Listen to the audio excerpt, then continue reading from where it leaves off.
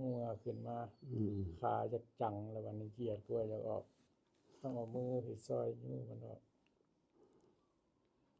นี่ตอบสนองอยู่ตัว นี่เวลามันจังได้กำหนดมันก็คักอยู่บ่มันเกิดดับจังได๋จังนั่นให้มันเห็นเกิดดับมันคือทั้งเบิดตัวนี่มัน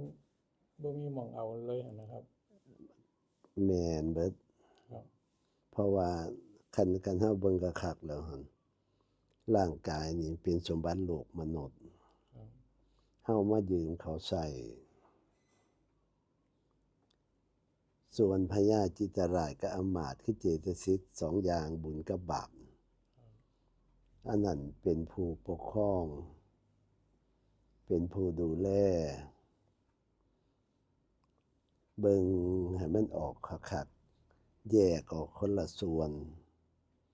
หนักเกิดดับจังใดเบาเกิดดับจังใดทุกข์เกิดดับจังใดสุขเกิดดับจังใดเบิ่งมันให้มันเข้าใจเบิดทุกสิ่งทุกอย่าง